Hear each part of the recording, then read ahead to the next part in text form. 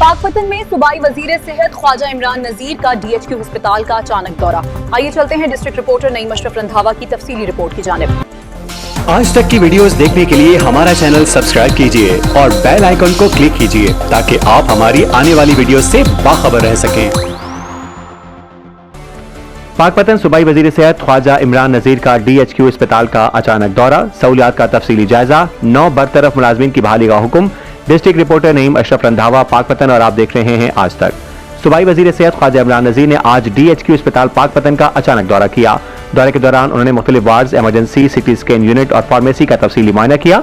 वजीर सेहत ने मरीजों और उनके लवाहिकीन से बराह रास्त तिब्बी सहूलियात और अद्वियात की फराहमी के बारे में दरियाफ्त किया, जिस पर मरीजों ने मुकम्मल इत्मीनान का इजहार करते हुए बताया कि तमाम अद्वियात अस्पताल से बिला मुआवजा फराहम की जा रही हैं। ख्वाजा इमरान नजीर ने कहा कि वजीर आला मरीम नवाज के विजन के मुताबिक सूबे भर में सरकारी अस्पतालों में सहूलियात में नुमाया बेहतरी आ रही है। उन्होंने वेस्ट मैनेजमेंट और सिक्योरिटी स्टाफ की तनख्वाहों की बरवक्त अदायगी का भी जायजा लिया।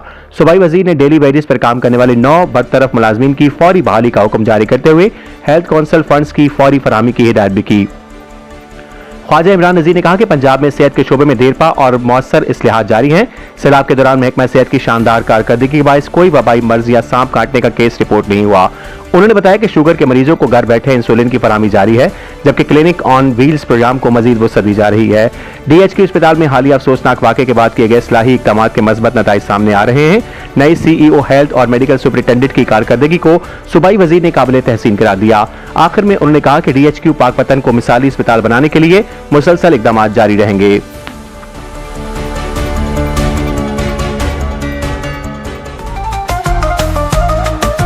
आज तक न्यूज, खबर सच के साथ।